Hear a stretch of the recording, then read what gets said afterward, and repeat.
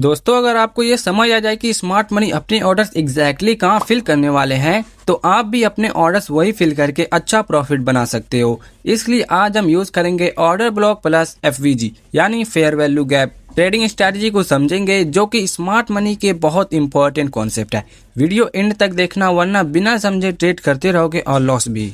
इतना तो आपको पता होगा कि फेयर वैल्यू गैप और ऑर्डर ब्लॉक कैसे बनते हैं, लेकिन जिन्हें नहीं पता उन्हें मोटे तौर पे बता दूं कि ऑर्डर ब्लॉक तब बनता है जब ब्रेक ऑफ स्ट्रक्चर हो और बाइंग कैंडल के पहले जो लास्ट सेलिंग कैंडल होती है वही ऑर्डर ब्लॉक होता है, यानी जो सबसे नीचे और लास्ट कैंडल है वही। और FVG यानी फेयर वैल्यू गैप जो 3 कैंडल मिलके बनाते हैं, जो कि कुछ इस प्रकार रहता है। पहले कैंडल का हाई और सेकेंड कैंडल को इग्नोर करो और थर्ड कैंडल का जो लो है और एक रेक्टेंगल लेकर हाई और लो तक ड्रॉ कर देंगे। और याद रहे, कोई भी कैंडल इस गैप को फिल ना किया हो, वरना वैलिड नहीं होगा। ठीक, ये हमारा FVG यानी फेयर वैल्यू गैप ड्रॉ हो गया। आपको ये समझ आ गया कि फेयर वैल्यू गैप और ऑर्डर ब्लॉक कैसे बनते हैं। अभी इन पर ट्रेड कैसे करना है वो भी जान लो।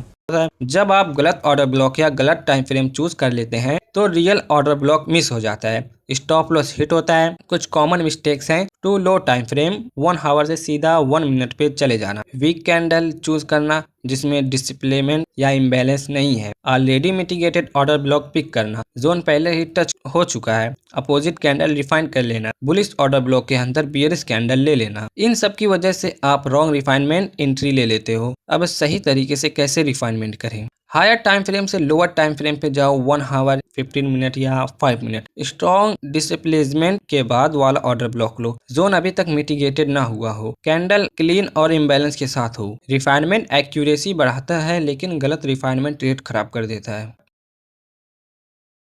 जब आप price zone, order block, fair value gap ATC में आते ही सीधे एंट्री ले लें बिना रिएक्शन या कंफर्मेशन कैंडल का वेट किए, उससे कहते हैं नो कंफर्मेशन एंट्री। क्या होता है प्रॉब्लम? मार्केट सिर्फ लिक्विडिटी ग्रैब करता है और उल्टा चला जाता है। एंट्री लो प्रोबेबिलिटी होती है, फेक रिएक्शन में स्टॉप लॉस हिट हो जाता है, कंफर्मेशन ना होने से डायरेक्शन अनश्योर रहती है। कुछ कॉमन मिस्टेक्स: और सिर्फ टच पे एंट्री ले लेना, रिएक्शन कैंडल या स्ट्रक्चर शिफ्ट का वेट नहीं करना, एंट्री बिना ब्रेक ऑफ स्ट्रक्चर के लेना, लोअर टाइम फ्रेम में इंपल्सिव कैंडल इग्नोर कर देना। अब सही तरीके से कैसे एंट्री लें? जब प्राइस जोन में आए तो कोई भी कैंडल स्टिक पैटर्न देखो, या फिर लोअर टाइम फ्रेम में जाके ब्रेक ऑफ स्ट्रक्चर और चेंज ऑफ कैरेक्टर देखो, फिर एंट्री लो। टच मत देखो, रिएक्शन प्लस स्ट्रक्चर ब्रेक देखो, वही रियल कंफर्मेशन है। मार्केट जब तेजी से सेल करते हुए नीचे आती है तो किसी एक पॉइंट पर आकर रुक जाती है। वो एरिया होता है जहां पहले से ऑर्डर ब्लॉक या ऑर्डर फ्लो एग्जिस्ट करता है, यानी पहले से वहां ऑपरेटर्स और बायर्स बैठे रहते हैं। अब होता क्या है, जैसे ही प्राइस उस जोन में इंटर करती है, बायर्स यानी रिटेलर्स और ऑपरेटर्स वहां से तेजी से एक्टिव हो जाते हैं और मार्केट को ऊपर पुश कर देते हैं। लेकिन ध्यान देने वाली बात यह है कि उस मूवमेंट पर बड़े प्लेयर्स स्मार्ट मनी के ऑर्डर्स इतने मैसिव होते हैं कि उनका पूरा ऑर्डर फिल नहीं हो पाता, जो कि पेंडिंग ऑर्डर रह जाते हैं। और वही पेंडिंग ऑर्डर्स की वजह से वहाँ एक इम्बैलेंस क्रिएट होता है। अब स्मार्ट मनी ऑपरेटर्स को अपने वो बाकी बचे ऑर्डर्स फिल करने होते हैं, इसलिए वो मार्केट को दोबारा पुश करके नीचे ले आते हैं, सीधा उसी इम्बैलेंस तक जहां उनके ऑर्डर्स पेंडिंग थे। जैसे ये प्राइस इम्बैलेंस को टैप करती है, उनके ऑर्डर्स फिल हो जाते हैं और इसी मूवमेंट पे बायर्स जो इम्बैलेंस पे अपने पेंडिंग ऑर्डर्स लगाकर बैठे होते हैं, उनका ऑर्डर्स भी फिल होता है। रिजल्ट ये होता है, मार्केट फिर से वहीं से एक स्ट्रॉन्ग मूव ऊपर देता है। इसलिए जब भी मार्केट में इम्बैलेंस बनता है, वो हमेशा एक टाइम के बाद उस इम्बैलेंस को फिल करने वापस आता है, क्योंकि वहाँ होते हैं बड़े प्लेयर्स के अनफिल्ड ऑर्डर्स, और वही ऑर्डर्स को फिल करना मार्केट का नेचुरल बिहेवियर है। कभी आपने नोटिस किया है, जब आप चार्ट पे फेयर वैल्यू गैप मार्क करते हो तो एक एरिया में आपको मल्टीपल फेयर वैल्यू गैप्स देखने को मिलते हैं, और फिर कंफ्यूजन ये होती है कि किस फेयर वैल्यू गैप पे एंट्री लेनी है। हर एक पे तो भरोसा कर नहीं सकते ना। और अब यही जगह है जहां स्मार्ट मनी थिंकिंग काम आता है। देखो, हर फेयर वैल्यू गैप एक जैसा नहीं होता। जब कोई फेयर वैल्यू गैप एक ऑर्डर ब्लॉक या ऑर्डर फ्लो के पास बनता है तो उसकी प्रोबेबिलिटी हाई होती है, क्योंकि वहां ऑलरेडी मार्केट के अंदर बड़े प्लेयर्स, बैंक्स, ऑपरेटर्स के फुटप्रिंट्स होते हैं। लेकिन अगर कोई फेयर वैल्यू गैप उनके ऊपर बनता है, अब मान लो प्राइस एक रैंडम जगह से रिवर्स कर गया और सीधा फेयर वैल्यू गैप तक नहीं आया, तो अब क्या करें? सिंपल स्ट्रैटेजी है, उस पूरे मूव को एनालाइज करो जहां से मार्केट ने रिवर्सल दिया और नीचे से ऊपर एक जोन ड्रॉ करो। आधा से ऊपर प्रीमियम जोन रहेगा और आधा से नीचे डिस्काउंट जोन रहेगा। उस मूव में देखो कहाँ ऑर्डर ब्लॉक बना, कहाँ imbalance fair value gap create हुआ। अब रूल याद रखना, अगर fair value gap premium zone में है अवॉइड करो, या आपको रहा नहीं जाता तो सिर्फ स्कैल्प कर लो, छोटी एंट्री। लेकिन अगर आप प्रीमियम जोन में ट्रेड लेते हो तो आपकी रिस्क एंड रिवार्ड रेशियो अच्छा नहीं बनेगा, जिसमें आपका स्टॉप लॉस बड़ा बनेगा, तो इसे अवॉइड करना ही सही रहेगा। अगर fair value gap discount zone में है, यही वो हाई प्रोबेबिलिटी एरिया है जहां स्मार्ट मनी अपने ऑर्डर्स फिल करता है। आप यहां एंट्री लोगे तो आपका रिस्क एंड रिवार्ड रेशियो भी अच्छा होगा, जिसमें आपका स्टॉप लॉस बहुत छोटा बनेगा।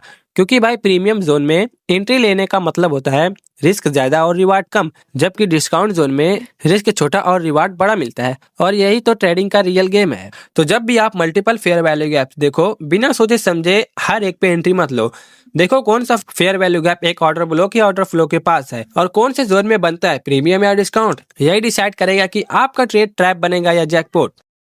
अब भाई बात करते हैं एंट्री की, क्योंकि थ्योरी तो सबको पता होती है पर पैसा तब बनता है जब एंट्री सही जगह हो। देखो जो चीज़ मैं आपको बताने वाला हूँ ना, अगर आप उसे सही तरीके से कॉम्बाइन करके यूज़ करोगे तो आपकी एक्यूरेसी इजीली 80 से 85% तक इम्प्रूव हो सकती है। लेकिन एक बात याद रखना, मार्केट में कोई भी स्ट्रेटजी 100% एक्यूरेट नहीं होती। चाहे कोई कितना भी बोले, मार्केट हमेशा अपने हिसाब से चलती है और हमारा काम है उसके साथ चलना, उसके अगेंस्ट नहीं। तो अब समझ लो, ये जो मेथड मैं आपको दिखाने वाला हूँ ये कोई मैजिक फॉर्मूला नहीं है, पर अगर आप इसे डिसिप्लिन के साथ फॉलो करें तो ये तुम्हारे रिटेल क्राउड से अलग बना देगा। अब जब भी आप इम्बैलेंस के बेसिस पर ट्रेड करते हो तो सबसे पहले एक चीज़ चेक करो कि वो मूव शार्प होना चाहिए, मतलब मार्केट ने एक साइड में एग्रेसिवली पुश किया हो। क्योंकि इम्बैलेंस तभी बनता है जब मार्केट एक तरफ अर्जेंसी के साथ मूव करे और उस मूवमेंट पे लिक्विडिटी इम्बैलेंस क्रिएट हो जाए। वो इम्बैलेंस जिसके आसपास एक ऑर्डर ब्लॉक या ऑर्डर फ्लो का होना बहुत ज़रूरी है, क्योंकि वहीं से स्मार्ट मनी अपने पेंडिंग ऑर्डर्स प्लेस करता है। अगर फेयर वैल्यू गैप के पास ऑर्डर ब्लॉक नहीं है तो वो एरिया वीक हो जाता है और फेक मूव का चांस बढ़ जाता है। अब मान लो एक मूव में मल्टीपल फेयर वैल्यू गैप्स बन गए। अब आप कंफ्यूज हो जाते हैं कि किस पर ट्रेड करें। सिंपल सॉल्यूशन है, उस एक लैग मूव के अंदर प्रीमियम और डिस्काउंट जोन ड्रॉ करो। ये जोन्स तुम्हें क्लियरली बता देंगे कि कौन सा फेयर वैल्यू गैप स्ट्रॉन्ग है और किस पे अवॉइड करना चाहिए। जो fair value gap premium zone में होते हैं उन पे ट्रेड अवॉइड करो या सिर्फ स्कैल्प के लिए देखो, और जो fair value gap discount zone में बनते हैं वही हाई प्रोबेबिलिटी सेटअप होते हैं जहां स्मार्ट मनी अपने ऑर्डर्स फिल करता है। अब जब प्राइस वापस इम्बैलेंस की तरफ आए तो बस ब्लाइंडली एंट्री मत लो। अगर आप 15 मिनट या 5 मिनट के चार्ट पे ट्रेड कर रहे हो तो थोड़ा जूम इन करो, 3 मिनट या 1 मिनट के चार्ट पे जाकर रिफाइन एंट्री का वेट करो। आप इन कैंडल स्टिक का पैटर्न देख सकते हैं, और जब ये सारे क्राइटेरिया एक साथ मिल जाए, शार्प मूव, ऑर्डर ब्लॉक के पास fair value gap, discount zone और रिफाइन एंट्री कंफर्मेशन, तब भाई आपकी एक्यूरेसी 80 से 85% तक जंप कर सकती है। लेकिन याद रखो, ये तभी होगा जब आपके पास पेशेंस होगा। और मार्केट में एंट्री लेने की जल्दी मत करो, क्योंकि स्मार्ट एंट्री वही होती है जो सब फिल्टर पास करे। मार्केट हर रोज इम्बैलेंस बनाता है, पर प्रॉफिट सिर्फ उन्हीं लोगों को मिलता है जो हर इम्बैलेंस पे नहीं, सिर्फ परफेक्ट इम्बैलेंस पे एंट्री लेते हैं। और बहुत से ट्रेडर्स इतनी सारी गलतियां करते हैं उन्हें खुद नहीं पता। मैंने इस वीडियो में 5 बिग मिस्टेक को कवर किया है, आप इसे चेकआउट कर सकते हैं। मैं आपको वहीं मिलूंगा। Happy trading journey.